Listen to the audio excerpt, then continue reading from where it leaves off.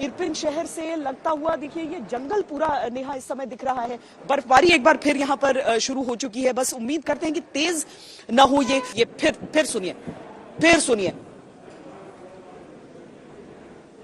ये लगातार पाउंड किया जा रहा है इस शहर को, लगातार ऐसे धमाके। और देखिए कीव शहर में जब हम रहते हैं ना, शहर के बीचों बीच नेहा, तो वहां पर वो सायरन्स आती हैं, लेकिन इन जगहों पर ये सबब से ये बाहर के इलाके हो जाते हैं, यहां पर सायरन्स की व्यवस्था नहीं है।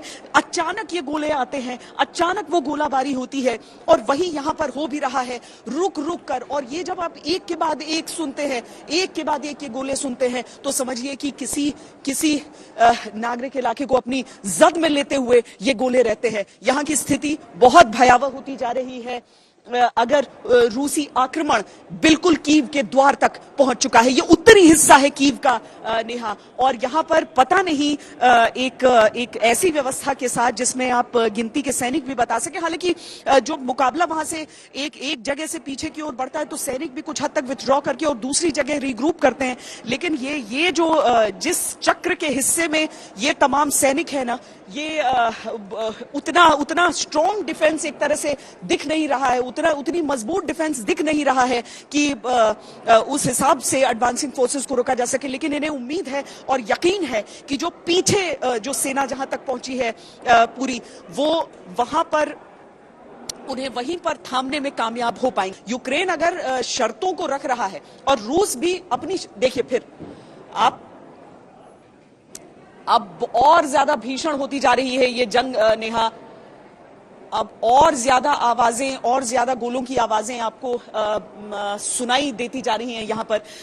जब एक देश को ज्यादा नुकसान होता है, अगर वो अपने घुटनों पर आने के लिए मजबूर होता है दूसरे देश द्वारा, जब उसके ऊपर उस तरह के आक्रमण होते हैं, तो बातचीत के जरिए क्या निकलकर सामने आ पाता है वो देखना होता है। लेकिन यहां पर क्या यूक्रेन और रूस इस बातचीत से युद्ध के विराम की कोई बात करेंगे?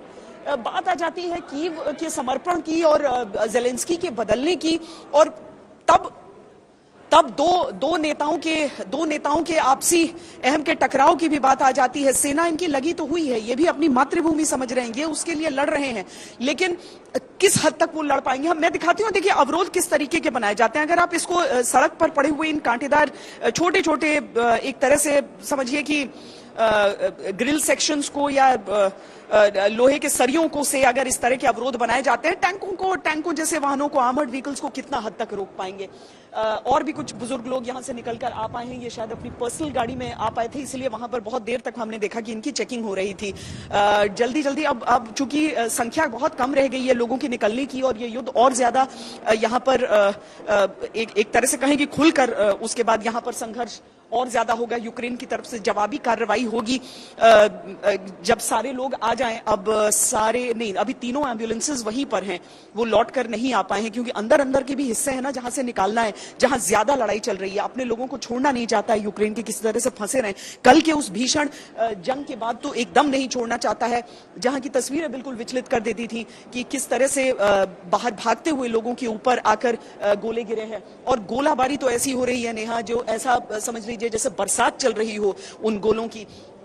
लगातार वो आवाजें चल रही हैं। बातचीत से रास्ता तभी निकल सकता है अगर दोनों देश एक मेज पर आने को तैयार हो जाएं, लेकिन दोनों की शर्तें ही अलग अलग हैं, और उस सब के बीच यहाँ की आम जनता पिस रही है। सवाल बिल्कुल भी ये नहीं उठता है कि कौन गलत है कौन सही, लेकिन आक्रांता होता है उसके ऊपर थोड़ा सा ज्यादा बड़ा भार तो पड़ ही जाता है कि और ज्यादा उंगलियां उसी देश की ओर उठती हैं। लेकिन रूस कहता है कि अब देखिए कुछ बख्तरबंद गाड़ियां भी, मोहसिन अगर आप कैमरा घुमाकर दिखा पाए उधर, आप कुछ बख्तरबंद गाड़ियां भी उधर बहुत तेजी से निकल गई है वो पीछे की तरफ। डिफेंसेस और यहां पर तैयार किए जा रहे हैं। ये पूरी रिहायशी इमारतें नेहा देखिए, मोहसिन एक बार दिखा दीजिए, सारी रिहायशी इमारतें हैं। लोग यहां पर हालांकि यहां से भी छोड़कर गए हैं, पुरानी रिहायश का हिस्सा है ये, पुरानी बसावट रही है यहां पर, लोग यहां पर रहते रहे, लेकिन अभी बहुत बड़ी संख्या में लोग यहां पर हैं नहीं, छोड़कर जा चुके हैं यहां से। लेकिन इस इलाके को भी तो डिफेंड करना होगा, तो कॉर्डन करने के लिए किस तरीके से इस इलाकों में पीछे के हिस्सों में जाती हुई मुझे वो बख्तरबंद गाड़ियां नजर आ रही हैं,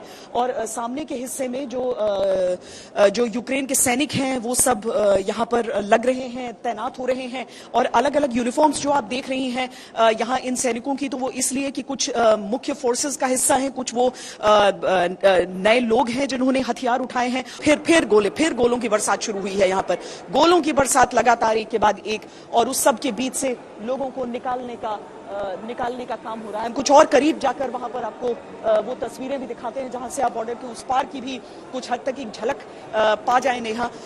यहाँ सैनिकों को आप देख रही हैं जो कुछ आपको आम कपड़ों में भी दिख रहे हैं लोग, उनके भी कंधों पर बंदूक इस समय तैनात है, और इसके साथ ही भले ही मुट्ठी भर लेकिन मुकाबला करने के लिए, अपने शहर के लिए, अपनी भूमि के लिए, अपने अस्तित्व के लिए, अपनी सम्मान के लिए वो जंग लड़ने के लिए लोग, तो भले ही अंतर्राष्ट्रीय कारण, कूटनीतिक कारण इसके कुछ भी हो जाए, लेकिन एक व्यक्ति के लिए अपनी जमीन, अपनी भूमि कितनी अहम होती है ये उसकी एक वानगी है।